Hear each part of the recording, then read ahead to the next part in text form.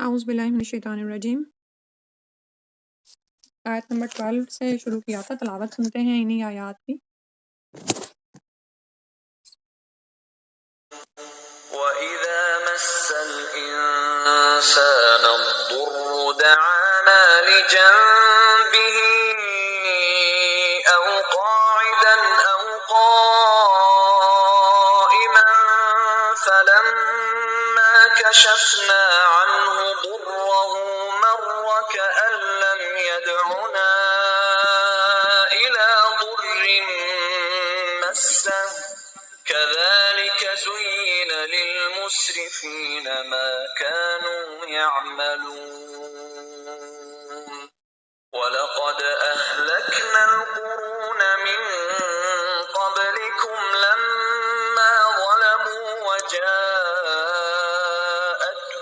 رُسُلُهُم بِالْبَيِّنَاتِ وَمَا كَانُوا لِيُؤْمِنُوا كَذَٰلِكَ نَجْزِي الْقَوْمَ الْمُجْرِمِينَ ثُمَّ جَعَلْنَاكُمْ خَلَائِفَ فِي الْأَرْضِ مِن بَعْدِهِمْ لِنَنظُرَ كَيْفَ تَعْمَلُونَ وَإِذَا تُتْلَىٰ عَلَيْهِمْ آيَاتُنَا بَيِّنَاتٍ قَالَ الَّذِينَ لَا يَرْجُونَ لِقَاءَنَا ائْتِ بِقُرْآنٍ غَيْرِ هَٰذَا أَوْ بَدِّلْهُ قُلْ مَا يَكُونُ لِي أَنْ أُبَدِّلَهُ مِن تِلْقَاءِ نَفْسِي إِنْ أَتَّبِعُ إِلَّا مَا يُوحَىٰ إِلَيَّ إِنِّي أَخَافُ إِنْ عَصَيْتُ رَبِّي عَذَابَ يَوْمٍ عَظِيمٍ قُل لَّوْ شَاءَ اللَّهُ مَا تَلَوْتُهُ عَلَيْكُمْ وَلَا أَدْرَاكُم بِهِ فَقَدْ لَبِثْتُ فِيكُمْ عُمُرًا مِّن قَبْلِهِ أَفَلَا تَعْقِلُونَ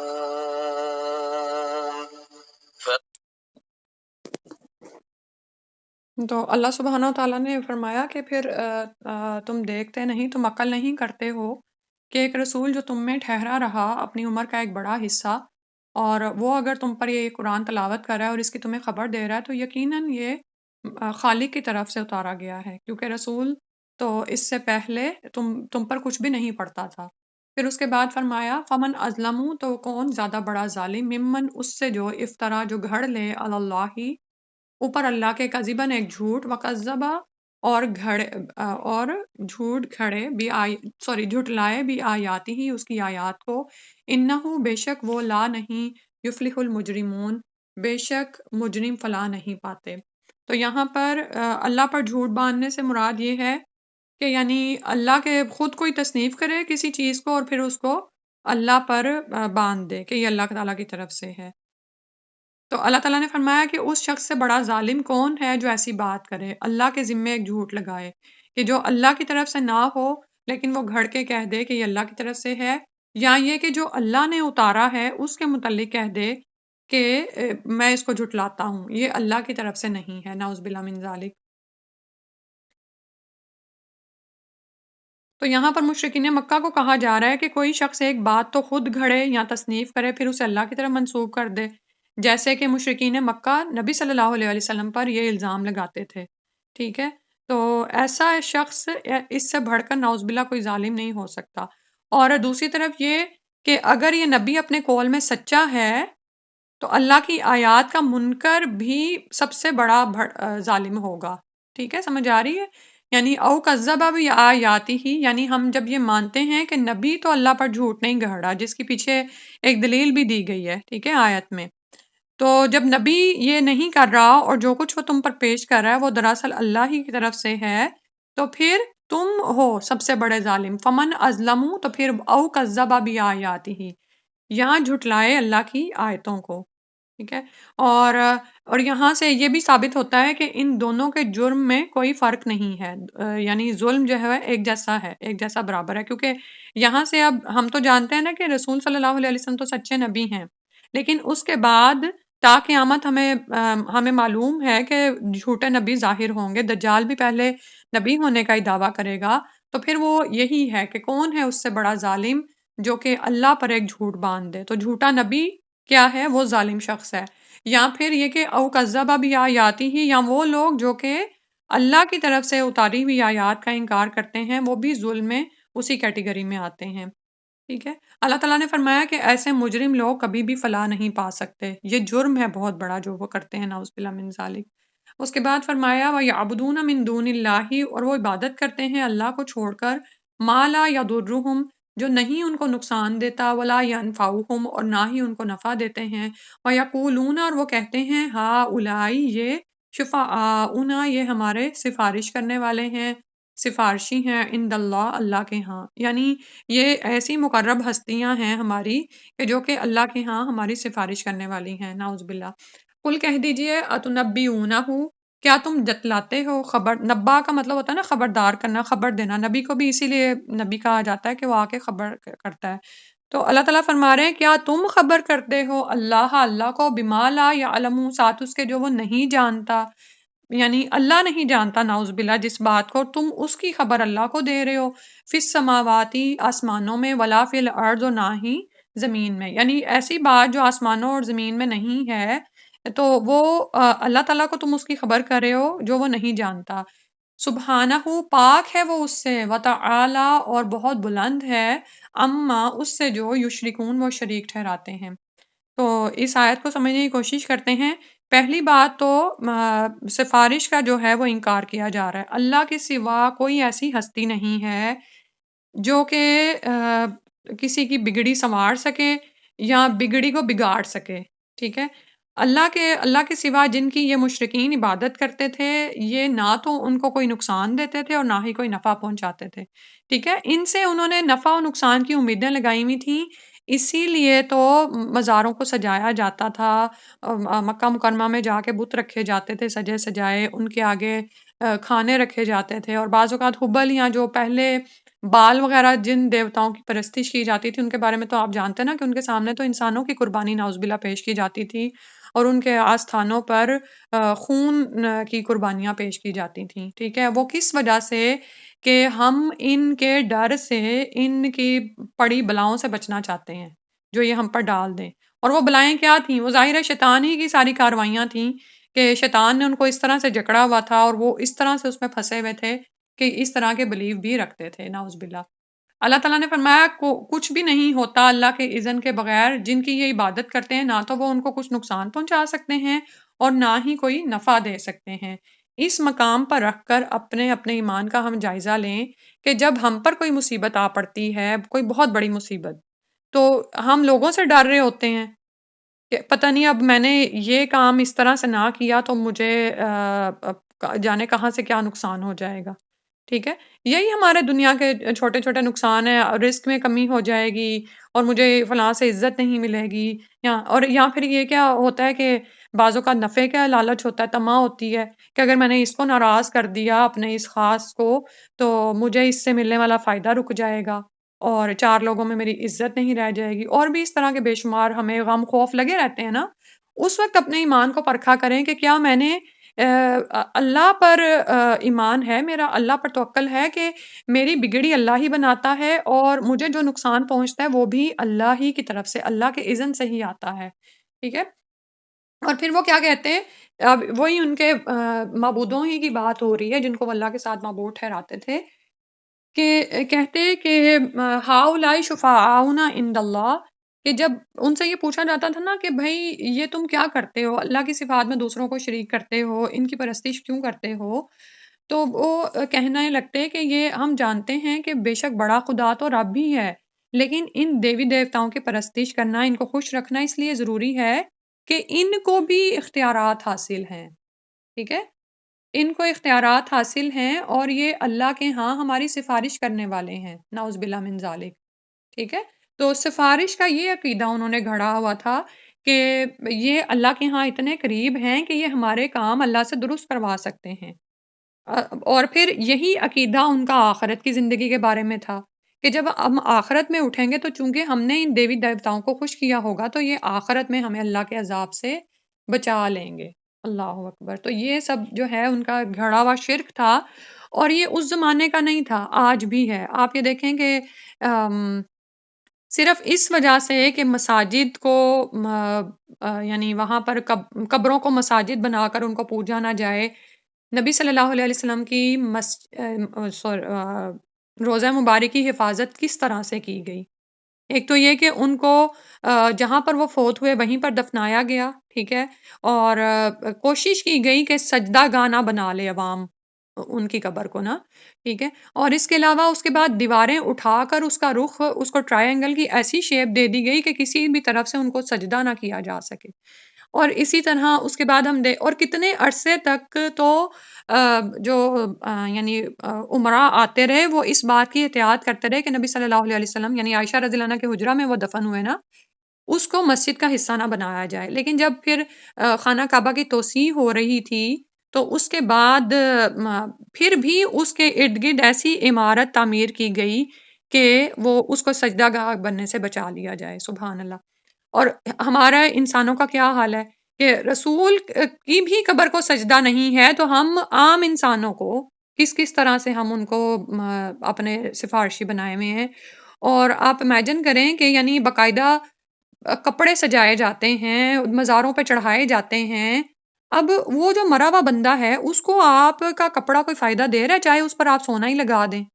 ٹھیک ہے، چاہے اس پر جو بھی آپ مال لگا دیں۔ تو یہ لوگ یہ سمجھتے ہیں کہ اس طرح ہم ان کو کپڑے پہنا کے ان کے مزاروں پر آ کر ان کے درباروں کو سجا کے اور اس پر جو بھی اللہ معاف کرے اب تو غیر شرعی اعمال بھی ہو رہے ہوتے ہیں، یہ سب کچھ کر کے ہم قبر میں پڑے ہوئے بندے کو خوش کر رہے ہوتے ہیں کہ اس کے اللہ کے ساتھ کوئی خاص تعلق ہے، کہ وہ ہماری سفارشیں اللہ تک پہنچاتا ہے۔ اتنا بڑا کھڑاک ہے یہ، اور اتنا بڑا شرک کا ایک دائرہ ہے کہ جس کو کاٹنے کے لیے، توڑنے کے لیے بھی ایک بڑی جدوجہد کی، ایک کوشش کی ضرورت ہے۔ اور آپ یہ دیکھیں کہ وہ بیچارے اور ہم سے پہلے وہ لوگ کوششیں کر چکے، یہ جن مزاروں کو پوجا جاتا ہے، جہاں پر بیٹھا جاتا ہے، انہوں نے تو خود وحدہ لا شریک کی دعوت دی تھی، انہوں نے تو خود لوگوں کو توحید کی طرف بلایا، لیکن لوگ اللہ سے جڑنے کے بجائے اسی کی طرف انہی کے ساتھ جڑ گئے۔ استغفر اللہ! اللہ سبحانہ وتعالی اس بات سے بچائے، کیونکہ اسی کی نفی کرتے ہوئے فرمایا کہہ دیجئے اتنبئون اللہ، کیا تم اللہ تعالیٰ کو خبر کرتے ہو اس بات کی جو کہ آسمانوں اور زمین میں جس کا اس کو علم ہی نہیں ہے۔ یہ کہنے کا ایک لطیف انداز ہے کہ جس چیز کا علم اللہ کو نہیں ہے وہ تو دنیا میں ہے ہی نہیں۔ سمجھ آ رہی ہے بات کی؟ کیونکہ اللہ کا علم کامل ہے، مطلق ہے، اللہ سبحانہ و تعالیٰ ہی کو ہر شے کا علم ہے۔ تو جس چیز کی خبر اب تم اللہ کو دے رہے ہو، اللہ تعالیٰ نعوذ باللہ وہ پہلے نہیں جانتے تھے، تم نے اللہ کو بتایا تو اٹ مینس کہ وہ بیچ میں ہے، وہ تو آسمان و زمین میں ہے ہی نہیں، اس کا تو وجود ہی نہیں ہے،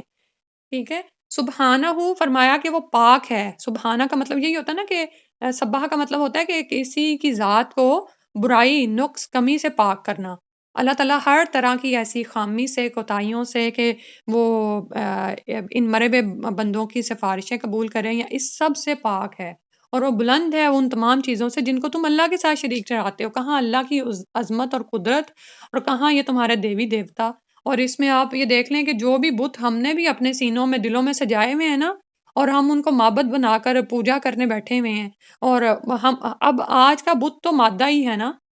کہ مٹیریلزم ہی آپ کا بت بن گیا ہے۔ ہم اس کی کس حد تک پرستش میں پڑے ہوئے ہیں، اور اگر مٹیریلزم کی پرستش نہیں ہے تو عشق کی بیماری ہے جو ہماری نسل کو لگ گئی ہے، نعوذ باللہ، اللہ تعالیٰ اس سے بچائے۔ لڑکیاں ہیں تو وہ سجنے سنورنے میں لڑکوں کے عشق میں مبتلا ہے، اور دوسری طرف لڑکوں کا بھی یہی حال ہے۔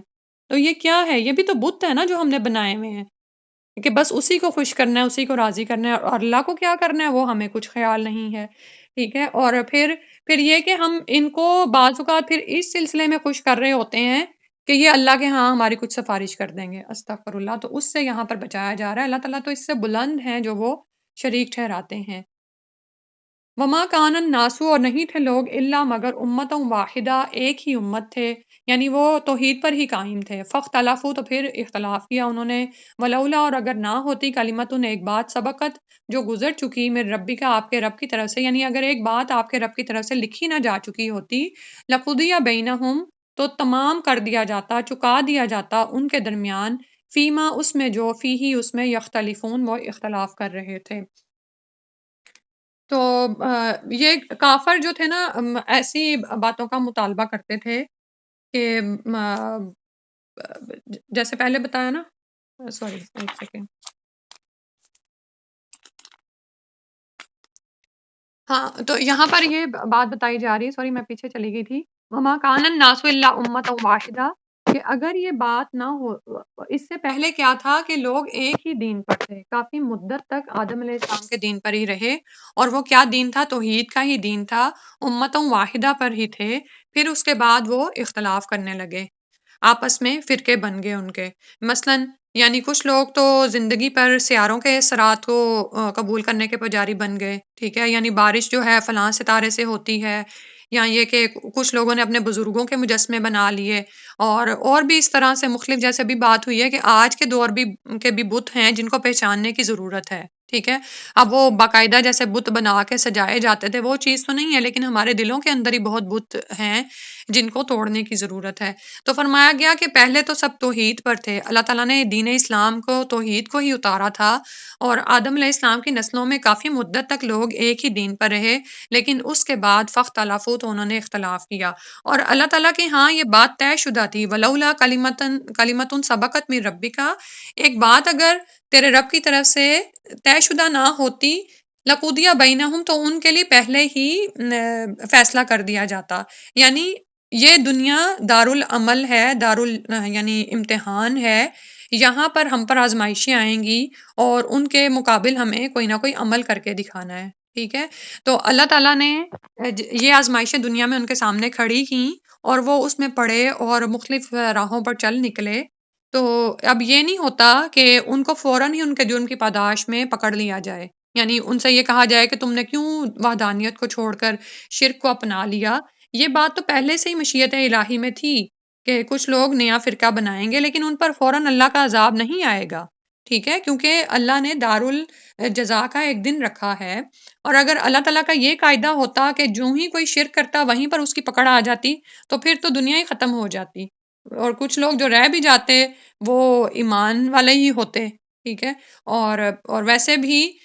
یہ کہ ان پر کوئی فوراً مصیبت ڈال کر، یا یہ کہ ان کو جبری طریقے سے ایمان قبول کروانا، یہ اللہ کی مشیت میں نہیں ہے، ٹھیک ہے، یعنی بعض اوقات ہمارے ذہنوں میں خیال آتا نا کہ اگر اللہ کو یہ سب کچھ اتنا ہی ناپسند ہے تو اللہ تعالیٰ اس سارے کھڑاک کو ختم کیوں نہیں کر دیتے، نعوذ باللہ، ظلم ہے دنیا میں، شرک ہے، لوگ اس میں پڑے ہوئے ہیں، مسلمان ہیں آپس میں ہی ایک دوسرے سے جڑے ہوئے نہیں ہیں، تو ان تمام چیزوں کا جواب یہ ہے کہ اللہ کی طرف سے ایک بات پہلے سے لکھ دی جا چکی ہے، اگر ایسا نہ ہوتا تو پھر دنیا کب کی ختم ہو چکی ہوتی، ٹھیک ہے، تو ایک دن ایسا آئے گا کہ جس میں وہ جن باتوں میں اختلاف کر رہے تھے یا جو بھی کچھ وہ کر رہے تھے وہ وہاں پر فیصلہ چکایا جائے گا، وَيَقُولُونَ لَوْلَا أُنزِلَ عَلَيْهِ آیَةٌ مِّن رَّبِّهِ، اور وہ کہتے ہیں کہ کیوں نہیں نازل کی گئی اس پر کوئی نشانی اس کے رب کی طرف سے، یعنی ایک اور پھر مطالبہ کیا کرتے کہ اس نبی پر کوئی معجزہ کیوں نہیں اترتا، کوئی نشانی کیوں نہیں اترتی، اب یہاں پر معجزے سے مراد دراصل حصی معجزہ ہے، یعنی ٹینجیبل، جسے چھوا جا سکے، فقل تو اللہ تعالیٰ نے فرمایا ان کو کہہ دیجئے، انما بے شک الغیب غیب تو للہ اللہ ہی کے لیے ہے، فن تاظرو تو تم انتظار کرو، انی بے شک میں معکم تمہارے ساتھ، من المنتظرین انتظار کرنے والوں میں سے ہوں، ٹھیک ہے، اب کفار کیا مطالبہ کر رہے تھے کہ کوئی ٹینجیبل معجزہ، کوئی نشانی ایسی بڑی ہمارے سامنے آئے، جیسے صالح علیہ السلام کی قوم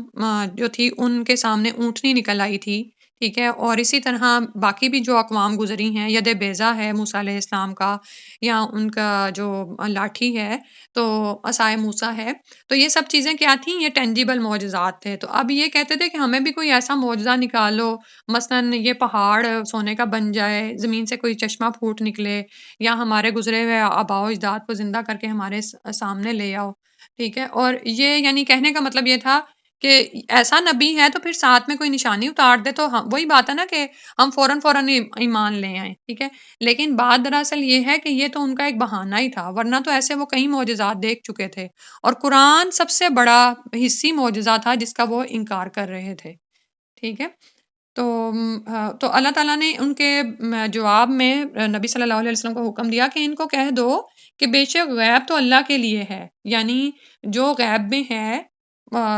وہ آنے والا یا جو بھی ہے وہ اللہ کے لیے ہے، وہ اللہ تعالیٰ جب چاہیں گے وہ اتار لیں گے، میں تو نہیں اس کا اختیار رکھتا۔ تو کہا کہ فن تاظرو، تم انتظار کرو، بے شک میں تو خود تمہارے ساتھ انتظار کرنے والوں میں سے ہوں، یعنی تم اپنا عمل کرتے جاؤ، میں اپنا عمل کرتا چلا جاتا ہوں، تو دیکھتے ہیں کہ پھر کیا ہوتا ہے، ٹھیک ہے۔ تو اور پھر یہ تھا کہ یہ بھی یاد رکھیں کہ یہ نہیں تھا ہوا کہ اللہ تعالیٰ نے نشانیاں اتاری نہیں تھیں، بے شمار نشانیاں معجزات رسول صلی اللہ علیہ وسلم کے نام سے پوری ایک کتاب بھی لکھی جا چکی ہے، اور اس کے علاوہ جن لوگوں نے ماننا تھا وہ ان معجزات کو دیکھ کے ہی تو ایمان لے آئے تھے۔ مختلف آپ کو قصے بھی صحابہ کرام کے یاد ہیں، اور اسی طرح قریش مکہ کے لیے بڑا معجزہ تو شق قمر کا واقعہ ہوا تھا، اور اس کی گواہی باہر سے آنے والے لوگوں نے بھی دی تھی، جو اس بات کا ثبوت تھی کہ یہ جادو نہیں ہے، کیونکہ جادو حاضر موجود لوگوں کو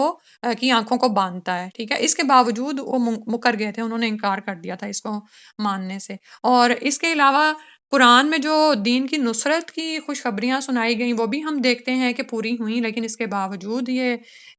جو نہیں ماننے والے تھے وہ نہ مانے، ٹھیک ہے۔ تو میں تمہارے ساتھ انتظار کر رہا ہوں، مطلب یہ ہے کہ حق کا بول بالا ہوگا، اور ہم دیکھتے ہیں کہ رسول صلی اللہ علیہ وسلم کی وفات تک جزیرہ عرب سے کفر و شرک کا مکمل طور پر خاتمہ ہو گیا تھا۔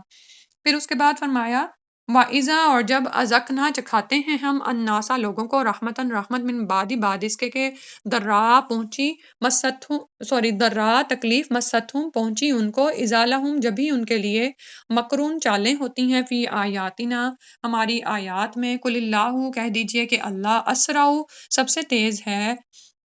زیادہ تیز ہے مکرن چال میں، یعنی یہ ان کی جواب میں کہا جا رہا ہے، یعنی تدبیر میں۔ انا بے شک رسولنا ہمارے رسول یکتبون لکھ رہے ہیں ما تمکرون جو تم چالے چلتے ہو۔ تو اس سے ملتی جلتی آیت پہلے بھی پہنچی ہے نا، تو تکلیف جب پہنچتی ہے تو ہم اور تکلیف پہنچنے کے بعد ہم ان کو مزہ چکھاتے ہیں۔ تکلیف میں کیا حال ہوتا ہے کہ جب سامنے کوئی مصیبت کھڑی آنے لگتی ہے نا، تو پھر جیسے نبی صلی اللہ علیہ وسلم سے فرماتے تھے کہ بھئی یہ اس کو دور کر دو، لیکن جب وہ دور ہو جاتی تو اس کے بعد پھر وہی آیات میں چلنے والا حال ان کا ہوتا تھا۔ تو اللہ تعالیٰ نے فرمایا کہ تم چالیں چلتے رہو، جو بھی تم کر رہے ہو، اللہ سبحانہ و تعالیٰ کی ذات سب سے تیز ہے تم لوگوں کی چالوں کا تدبیر اور اس کے خلاف کرنے والی، ٹھیک ہے۔ اور اللہ تعالیٰ کی چالوں کو چلنے سے تو کوئی روک بھی نہیں سکتا، یعنی جو اللہ تعالیٰ تدبیر کرتے ہیں اس کا تو الٹ اور اس کا توڑ کرنا تو ان کے پاس ہے بھی نہیں۔ تو یہاں پر یعنی اور پھر جو فرمایا نا کہ انا رسولنا کہ ہمارے رسول بے شک لکھ رہے ہیں ما تمکرون جو تم چالے چلتے ہو، تو یہ دراصل ڈرانے کے لیے ان کو بھی اور ہمیں بھی کہ تم یہ چالیں جو چل رہے ہو چلتے رہو، اپنا کام کرتے رہو، تمہارے سروں پر ہر وقت دو نگران مقرر ہیں، جو کچھ بھی تم کر رہے ہو، جو عمل بھی کر رہے ہو، وہ سب یہ فرشتے لکھ رہے ہیں، اور یہ تمہارے سامنے لایا جائے گا، اور اس کے مطابق تمہیں جزا دی جائے گی۔ اور ہمارے لیے بھی کہ اگر ہم کسی کے بارے میں برا سوچ رہے ہوتے ہیں، کوئی بدگمانی کر رہے ہوتے ہیں، یا کسی کی غیبت کر رہے ہوتے ہیں، اب یہی باتیں ہیں نا جو ہم عورتوں میں نعوذ باللہ عام ہیں، اور ہمیں اس کا احساس بھی نہیں ہوتا، بعض اوقات پھر ہم کہتے ہیں کہ ہم نے تو اس کے سامنے بھی ہم کہہ سکتے ہیں، تو وہ اس میں وہ پیچھے جو گزری نا کہ زینا سجا دی جاتی ہیں ایسی باتیں، اور ایسے کتنے ہی اعمال ہیں نعوذ باللہ من ذالک، سب کے لیے ہی ہے، میری بھی زندگی میری بھی ذات میں ایسی پتہ نہیں کتنی ہی چیزیں شامل ہیں۔ تو اس وقت اس بات کو یاد کیا کریں کہ جو بھی ہم کسی کے خلاف کوئی پلاٹنگ کر رہے ہوتے ہیں، کوئی پلان کر رہے ہوتے ہیں، غیبت بھی ہم کیوں دوسرے ہی کر رہے ہوتے ہیں، اس کی عزت دوسروں کی نظروں میں گھٹانے کے لیے، ٹھیک ہے نا۔ تو ایسا جو کچھ بھی ہم کر رہے ہوتے ہیں انا رسولنا یکتبون ما تمکرون، اس بات کو یاد رکھا کریں کہ میرے جو دل میں بھی خیال گزر رہا ہے نا وہ بھی لکھا جا رہا ہے، وہ بھی سب کچھ سامنے ہے، اور فرشتوں کو اس کا بھی علم ہے، ٹھیک ہے۔ کیونکہ جب یہ بات ہے کہ جب کوئی ہم اچھی سوچ ہوتی ہے، نیکی کا خیال ہم کر رہے ہوتے ہیں، تو اس کی بھی ریز ہوتی ہیں، اور یہ سب کچھ فرشتے محسوس کر رہے ہوتے ہیں۔ ہاں یہ بات ہے کہ برائی جب تک ہم کر نہیں لیتے تو بدی کے فرشتے کو روک دیا جاتا ہے کہ وہ اس کو نہ لکھے، لیکن اور ان فرشتوں پر بھی ہمارا ایمان ہے جو کہ لکھ رہے ہیں جو ہم سوچ رہے ہوتے ہیں، اور سب سے بڑھ کر تو اللہ کی ہستی پر ایمان نا، کہ اللہ سبحانہ و تعالیٰ تو سب کچھ جانتے ہیں جو کچھ ہم کر رہے ہیں۔ ٹھیک ہے، تو اس آیت کا سے ملتا جلتا مضمون جو تھا نا پیچھے بھی ابھی گزرا ہے نا، کہ جب ان پر کوئی مصیبت آتی تھی، جیسے قحط کی بات ابھی میں نے کی، تو مکہ پر مسلسل 7 سال تک قحط مسلط رہا، پھر یہ آپ صلی اللہ علیہ وسلم کے پاس آئے اور آپ سے انہوں نے قرابت داری کے اس پہ آپ سے دعا کی درخواست کی، تو آپ صلی اللہ علیہ وسلم کی دعا سے یہ مصیبت دور ہوئی۔ تو یہ بھی نہیں سوچتے تھے کہ اس مصیبت میں جو ان کو ڈالا گیا اور اس کے بعد اس کو دور کیا گیا نبی صلی اللہ علیہ وسلم کی دعا کے ذریعے سے، تو یہ بھی تو اتنی بڑی نشانی تھی، لیکن ماننے والے نہیں تھے نا، کسی اور معجزہ کا مطالبہ کرنا شروع کر دیتے تھے۔ ٹھیک ہے، اور اس مصیبت کے دوران انہوں نے دیکھ لیا تھا کہ اللہ کے سوا اس مصیبت کو ہٹانے والا کوئی نہیں ہے، لیکن جب اللہ تعالیٰ نے اس مصیبت کو دور کیا تو اس کے بعد دوبارہ سے پھر گئے، اپنے وعدوں سے پھرے اور مکر اور بہانے تلاش کرنے شروع کر دیے تاکہ ان کو اپنے قدیم شرک پر جمنے کا موقع مل جائے۔ ٹھیک ہے، اور اس میں جو ہے نا آپ نے یہ دیکھنا ہے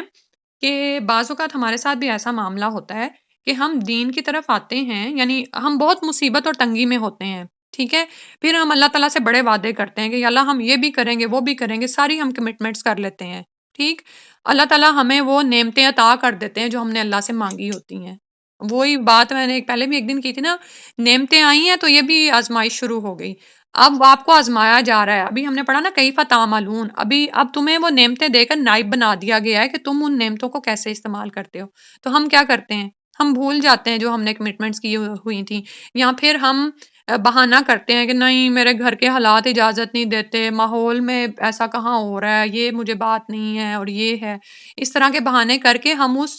اپنے دل کو مطمئن کر لیتے ہیں اور اس کمٹمنٹ سے اپنی جان چھڑانے کی کوشش کرتے ہیں۔ تو نعوذ باللہ ایسی حالت بھی اگر آئے نا خود پر تو اس کو چیک کیا کریں، یہ بھی ایمان کی کمزوری کی علامت ہوتی ہے نا جو یہاں پر اس آیت میں بھی بتائی جا رہی ہے۔ پھر اس کے بعد فرمایا والذی، وہی ہے وہ ذات یسیرکم، جو چلاتا ہے تم کو فی البری، خشکی میں، والبحری، اور سمندر میں، حتی اذا، یہاں تک کہ جب کنتم، ہوتے ہو تم،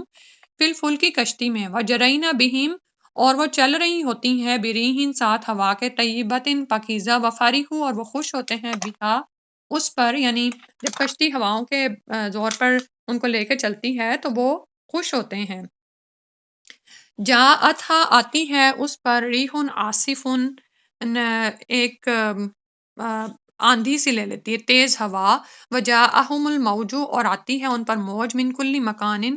ہر طرف سے، یعنی موجوں کے تھپیڑے لگنے شروع ہو جاتے ہیں، وظنوا، اور وہ یہ سمجھتے ہیں کہ انہم، بے شک وہ، احیط بہم، کہ وہ گھیر لیے گئے ہیں، یعنی اب کہیں سے ان کا بچاؤ ممکن نہیں ہے، دعوا اللہ، تو وہ پکارتے ہیں اللہ کو، مخلصین، خالص کرتے ہوئے، لہو، اسی کے لیے، الدین، دین کو، لائن، البتہ، اگر، انجیتنا، نجات دی تو نے ہم کو، من ہی، اس سے، لنکونن، تو ہو جائیں گے ہم ضرور، من الشاکرین، شکر گزاروں میں سے۔ اور وہی بات ہے کہ ابھی جیسے اس سے ملتا جلتا مضمون دہرایا بھی گیا کہ دیکھو تو وہ ذات جو تمہیں خشکی میں اور سمندر میں چلاتی ہے، یعنی اللہ ہی ہے نا جس نے ہمارے لیے بر کے راستے آسان کیے اور پھر ہمیں سواریاں دی، اسی طرح بحر کو تابع کر دیا، مسخر کر دیا کہ ہم اس پر اپنی کشتیاں چلائیں۔ تو ہم جب کشتی میں ہوتے ہیں اور وہ چل پڑتی ہے ایک پاکیزہ ہوا کے ساتھ، یعنی موافق ہوا ہوتی ہے جو اس کی سپیڈ کو بڑھاتی ہے اور لے کے چلتی ہے، تو وہ اس پر خوش ہوتے ہیں۔ اسی طرح آپ اس کو یہاں پہ تو خیر بحری بیڑے کا ذکر ہے، جہاز کا، لیکن آپ ہوائی جہاز کو بھی تصور کر سکتے ہیں، اور وہ خوش ہو رہے ہوتے ہیں کہ ہاں بڑی لگژری سواری ہے اور بڑا اچھا چل رہا ہے سب کچھ۔ جاءتھا ریحٌ عاصفٌ، تو ایک تیز و تند، آصف ہوتا ہے چورا چورا کرنے والی نا، یعنی تیز ہوا جو ہے وہ آ جاتی ہے، آندھی چل پڑتی ہے، اور جب آندھی چلتی ہے تو ظاہر ہے پانی کی موجوں میں بھی ایک طغیانی آ جاتی ہے، تو جاءہم الموج من کل مکان، تو ہر طرف سے موجیں ان کو گھیر لیتی ہیں، تھپیڑے پڑنے لگتے ہیں، اور کشتی جو بڑے آرام سکون سے چل رہی ہوتی ہے وہ ڈگمگانے لگتی ہے، ڈولنے لگتی ہے۔ اب اس دفعہ مجھے یاد ہے جب پلین میں سفر کیا تو امیجن کریں کہ اس کے یعنی چلنے کے وقت بھی اور اس کے بعد اترنے کے وقت تو ہوتا ہی ہے ذرا سی گڑگڑاہٹ اور یہ، لیکن مسلسل ہوائیں ایسی چل رہی تھی کہ آپ کو یوں لگ رہا تھا جیسے آپ پلین میں نہیں ہیں، کسی زمین کی سواری پر بیٹھے ہوئے ہیں۔ اللہ اکبر! آپ امیجن کریں کہ ہماری کیا اوقات ہے۔ اللہ تعالیٰ انہی تھپیڑوں کو اگر بڑھا دے، یہاں پر سمندری تھپیڑوں کی بات ہے اور وہاں پر جو ان سے ہوائی تھپیڑے ہیں، تو انسان کی کیا اوقات ہے اور ہمارے جہازوں کی کیا اوقات ہے۔ سبحان اللہ۔ اور وہ گمان کرتے ہیں کہ بے شک وہ گھیر لیے گئے، اور میں آپ کو بتاؤں کہ وہ پلین جو ہمارا یعنی جتنے ٹائم میں پہنچنا تھا اس سے آدھے پونے گھنٹے پہلے پہنچ گیا، کیونکہ ہواؤں کا زور اتنا زیادہ تھا۔ اور یہ آپ بھی اس بات کو محسوس کیجئے گا کہ جاتے ہوئے یعنی بیک ہوم کی طرف جاتے ہوئے فاصلہ کم ہو جاتا ہے، ٹائم کم لگتا ہے، اور آتے ہوئے زیادہ، کیونکہ ہوائیں اس طرف ہی چل رہی ہوتی ہیں۔ اچھا، اب وہ لگتا ہے کہ آپ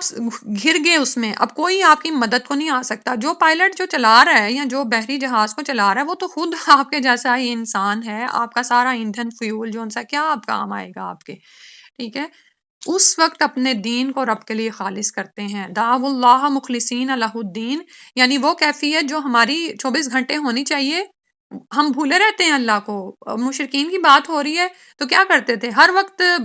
آستانوں پہ دوڑتے تھے، صبح اٹھتے تھے تو ان کو ہی انہی کی طرف حاضری لگاتے تھے اور انہی کے سامنے کھانے رکھتے تھے۔ اب کیا ہوا، ان سارے مشرکوں کو بھول گئے، اپنے دین کو انہوں نے اللہ کے لیے خالص کر لیا، صرف رب کو پکاریں، کیوں؟ کیونکہ پتہ ہے کہ صرف رب ہی بچانے والا ہے۔ اور پھر کیا کہتے ہیں، لَإِنْ أَنْجَيْتَنَا مِنْ هَٰذِهِ لَنَكُونَنَّ مِنَ الشَّاكِرِينَ، کہ اگر تو نے ہمیں اس سے نجات دے دی تو ہم ضرور شکر کرنے والوں میں سے ہو جائیں گے، ٹھیک ہے؟ اور یہاں پر جو نا اس آیت پر ایک مثال بھی دی جاتی ہے اکرمہ بن ابی جہل کی۔ آپ جانتے ہیں نا کہ ان کے لیے تو فتح مکہ کے موقع پر یعنی موت کا حکم تھا کہ جہاں پکڑے جائیں، جہاں ملے ان کو پکڑا جائے نا، تو انہوں نے کیا کیا کہ وہ سمندر کی طرف بھاگے۔ تو لیکن وہاں پر کیا ہوا کہ راستے میں کشتی کو طوفانی ہواؤں نے گھیر لیا، مسافروں کو اپنی موت سامنے نظر آنے لگی۔ اس وقت سبھی جو تھے وہ اللہ کو پکارنے لگے، اور وہ جو کشتی والا تھا وہ بھی مسافروں کو کہنے لگا کہ صرف ایک اللہ کو پکارو، یہاں تمہارے معبود کچھ کام نہیں آئیں گے۔ یہ بات سن کر اکرمہ کے ذہن میں ایک دم انقلاب سا آ گیا، اور وہ سوچنے لگے کہ وہی اللہ تو ہے جس کی طرف محمد صلی اللہ علیہ وسلم بلاتے ہیں۔ اگر سمندر میں اللہ کے بغیر نجات نہیں مل سکتی تو پھر خشکی میں بھی تو اللہ ہی کام آئے گا نا۔ تو پھر انہوں نے اللہ سے عہد کیا کہ اگر تو نے مجھے اس مصیبت سے نجات دی تو فوراً واپس جا کر اسلام قبول کر لوں گا۔ چنانچہ انہوں نے اپنا یہ عہد پورا کیا اور آپ صلی اللہ علیہ وسلم کی خدمت میں حاضر ہو کر مشرف بے اسلام ہوئے، ٹھیک ہے؟ یہ ان کے اسلام لانے کا واقعہ ہے۔ سبحان اللہ۔ اللہ تعالیٰ جس کو جس طرح ہدایت دینا چاہے، کیونکہ ساری عمر آپ یہ دیکھیں کہ یہ ان کے والد کو باپ کو تو آپ جانتے ہیں، اور یہ خود بھی جو ہے اسلام کے خلاف اتنی زیادہ رکاوٹیں اور اتنی زیادہ مسائل کھڑے کرتے رہے کہ ان کی گرفتاری کا حکم دے دیا گیا تھا نا، اور اسی لیے وہ وہاں سے بھاگے تھے۔ لیکن دل میں خیر تھی کہ اللہ سبحانہ تعالیٰ نے ان کو اسلام کی طرف ہدایت دی، اور کس طرح سے وہ ہو گئے۔ تو ہماری بھی زندگی میں کبھی کوئی ایسا لمحہ آتا ہے کہ ہم پھر کمٹ کر بیٹھتے ہیں کہ نہیں یا اللہ، تو نے ہمیں اگر اس سے بچا لیا نا، نکال لیا، تو پھر ہم ضرور شکر گزاروں میں سے ہو جائیں گے۔ تو پھر دیکھا کریں کہ کیا ہماری وہ کمٹمنٹس باقی رہتی ہیں یا نہیں رہتی، یا اس کے بعد پھر سے وہی دنیا ہوتی ہے اور وہی اس کے کام ہوتے ہیں۔ اور ایسے ہی آپ یہ دیکھیں کہ ایک دن موت سامنے کھڑی ہوگی نا، یعنی پہلے تو اس طرح دھچکے دے کے انسان کو ہلایا جلایا جاتا ہے، لیکن ایک دن تو آخر وہ دھچکا سچ مچ کی موت میں بدل جائے گا نا۔ تو اس دن کے آنے سے پہلے پہلے ہم اپنی زندگیوں کو سنوار لیں۔ ان آیات کی تلاوت سنتے ہیں، بس آج اتنا ہی کریں گے۔ کہاں سے ہے مجھے یاد؟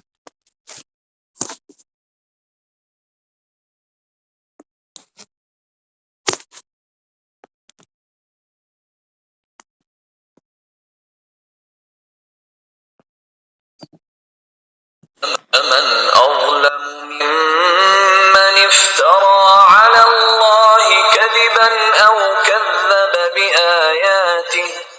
إنه لا يفلح المجرمون ويعبدون من دون الله ما لا يضرهم ولا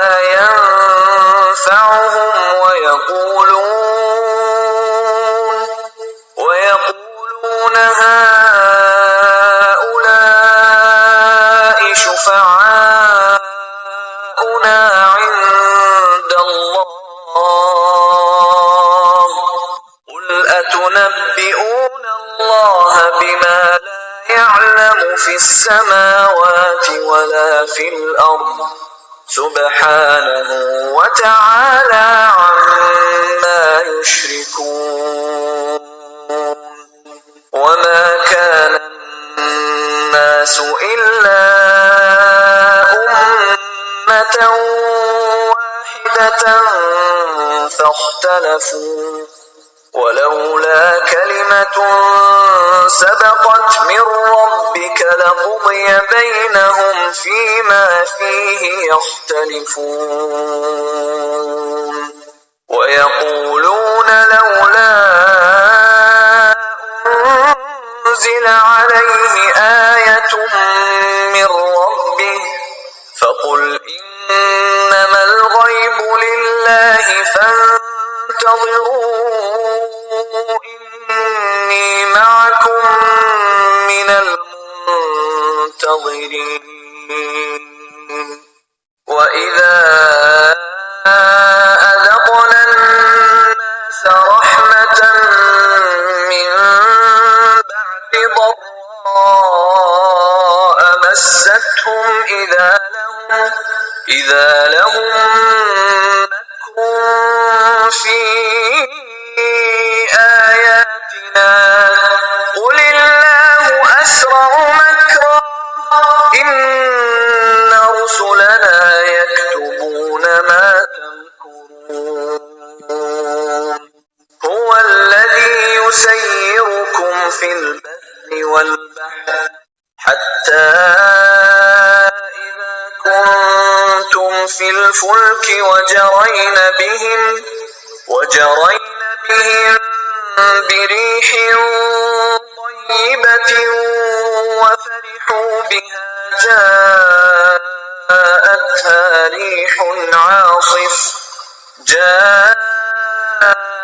جاءتها ريح عاصف وجاءهم الموج من كل مكان وظنوا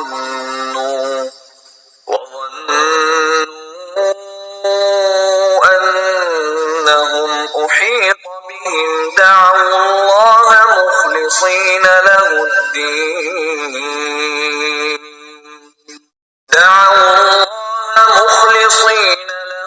الدين لئن أنجيتنا من هذه لنكونن من الشاكرين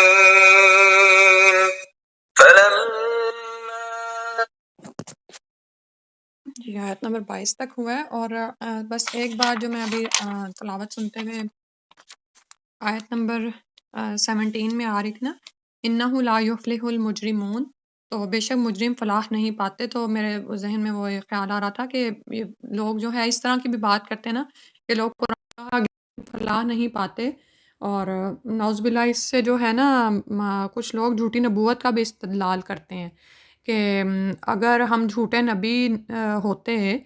تو پھر ہماری فلاح کیسے ہو سکتی تھی جبکہ بہت سے جھوٹے نبی ہیں جیسے آپ جانتے ہیں کہ ان کو بہت سے لوگوں نے فالو کیا ہے نا تو وہ اپنے فالوورشپ کی تعداد کو جو ہے کہتے ہیں کہ اس کا مطلب ہے کہ ہم کامیاب ہیں اور قرآن سے ہی اس کی دلیل لیتے ہیں نعوذ باللہ تو اس کے لیے پھر یہ ہے کہ فلاح کے مطلب کو سمجھنے کی ضرورت ہے ٹھیک ہے جیسے مفلحون گزرا نا سورہ البقرہ میں بھی اور وہاں پہ بھی ہم نے دیکھا تھا کہ فلاح کا مطلب ہوتا ہے ابدی فلاح جو کہ جو صرف دنیا کی کامیابی تک محیط نہیں ہے بلکہ وہ اس سے مراد یعنی آخرت کی بڑی اور لافانی ابدی کامیابی ہے جزوی کامیابی نہیں ہے ٹھیک ہے بعض اوقات کیا ہوتا ہے کہ مومنین کو دنیا میں کامیابی ملتی ہے تھوڑی بہت لیکن بہت سے مومن ہیں جن کو نہیں بھی ملتی تو یہاں پر دراصل ابدی کامیابی مراد ہے تو یہ ایک چیز رہ گئی تھی جزاک اللہ خیرن کثیرن سبحانک اللہم و بحمدک نشہد ان لا الہ الا انت نستغفرک و نتوب الیک السلام علیکم ورحمۃ اللہ